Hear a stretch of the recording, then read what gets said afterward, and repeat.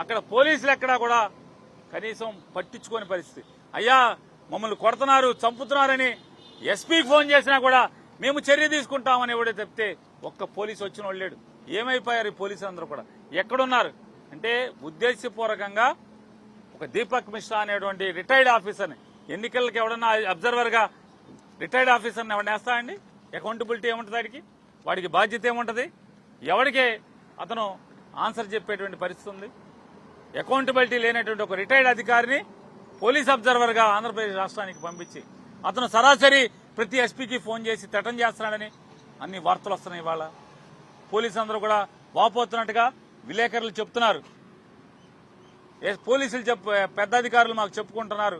ఏం చేస్తామండి, ఢిల్లీ నుంచి ఒక రిటైర్డ్ ఐపీఎస్ ఆఫీసర్ అబ్జర్వర్ గా వచ్చాడు, అతను డైరెక్ట్ గా ఫోన్ చేసి థ్రెటన్ చేస్తున్నాడు, నేను సస్పెండ్ చేస్తాను, ఎలక్షన్ కమిషన్ కి నీ గురించి రాస్తాను, ఢిల్లీకి రాస్తాను అని చెప్పి థ్రెటన్ చేస్తున్నాడు. సార్ ఏకపక్షంగా తెలుగుదేశం పార్టీకి, భారతీయ జనతా పార్టీకి లొంగిపోమ్మని చెప్పని థ్రెటన్ చేస్తున్నాడని చెప్పిన వార్తలు వస్తున్నాయి.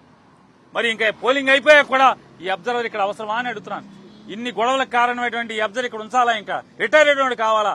ఏ ఒక్క ఉద్యోగంలో ఉన్నటువంటి ఒక్క ఐపీఎస్ ఆఫీసర్ లేడా? కేంద్ర ప్రభుత్వానికి కానీ ఎన్నికల సంఘానికి, కేంద్ర ఎన్నికల సంఘానికి కానీ ఒక్కడు కూడా ఉద్యోగం చేసేటువంటి సర్వీస్ లో ఉన్న ఒక్క ఆఫీసర్ కూడా లేడు. ఇవాళ కృష్ణా జిల్లా చూసుకోండి, చేతులతో టీడీపీ వాళ్ళు వచ్చి వైసీపీ వాళ్ళని కొట్టి వైసీపీ వాళ్ళు తిరగబడుతుంటే చేతులతో కొట్టుకున్న కేసులకి 307లో టీడీపీ వాడు కంప్లైంట్ ఇస్తే చాలు పోలీసులు చెప్తున్నారు. ఉదాహరణకి బందర్ తీసుకుందాం, ఉదాహరణకి పెనమలూరు తీసుకుందాం. మా డీఎస్పీ ఊరుకోవట్లేదండి, టీడీపీ వాళ్ళ మీద కేసు కట్టపోయినా పర్లేదు, ముందు వైసీపీ వాళ్ళని అరెస్ట్ చేయండి, 307 కట్టండి అని మా మీద ఒత్తిడి చేస్తున్నాడండి సిఐలు చెప్తున్నారు. నాకు చెప్పట్లా, మా కార్పొరేటర్ వెళ్తే చెప్తున్నారు, అందరికీ చెప్తున్నారు. మేమేం చేయమయ్యా, మా పైనుంచి ఒత్తిడి ఆగట్లేదు, పైనుంచి మా డీఎస్పీ ఊరుకోవట్లేదు, మా ఎస్పీ ఊరుకోవట్లేదు. టీడీపీ వాళ్ళు ఏం చేసినా మాట్లాడబాకండి, వైసీపీ వాళ్ళు అయితే కేసు కట్టేయండి వెంటనే.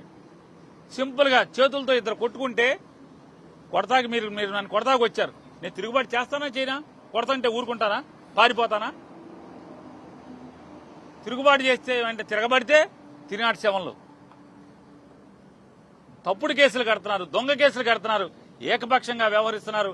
ఇవాళ మాచర్ల తీసుకోండి, లేదా గురజాలు, ఈ ప్రాంతంలో అంతా కూడా ఎక్కడెక్కడైతే పోలీసు అధికారుల మీద పురంధేశ్వరి కంప్లైంట్ పెట్టిందో ఆ మార్చిన చోటే హింస జరుగుతుంది. వాళ్ళ మరి మారిస్తే బాగా జరగాలి కదా, పాత ఎస్పీలు ఉన్న చోట బాగా జరగాలి కదా, మరి తీసేసిన చోట మరి అక్కడ బాగున్నాయి, పాత ఎస్పీలు ఉన్న చోటేమో లా అండ్ ఆర్డర్ ఎంతో కొంత కంట్రోల్లో ఉండటమేంటి, మార్చిన చోట ఇంత హింస ప్రజలు పెట్టమేంటి, ఇంత దుర్మార్గంగా సినిమాల్లో చూపించినట్టు మనకు కనపడతామేంటి?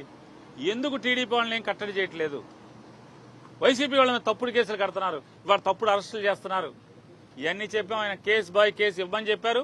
వారికి ప్రతి ఊర్లో, ఆఖరికి తాడిపత్రిలో కూడా ఎంత దుర్మార్గం జరిగిందో, ఏ రకంగా జరిగిందో, పోలీసు ఏ రకంగా ప్రేక్షక పాత్ర, తెలుగుదేశం పార్టీ ధ్వంసరచనకి ఏ రకంగా ప్రేక్షక పాత్ర పోషించి వారిని పరోక్షంగా ఎంత ప్రోత్సహించారో ఇవాళ మన అన్ని కూడా ఆయన చెప్పడం జరిగింది.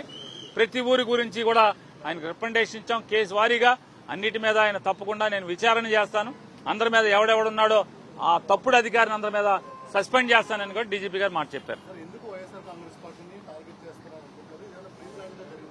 100% తెలుగుదేశం పార్టీ, భారతీయ జనతా పార్టీ రెండూ కలిసి ఎన్నికల కమిషన్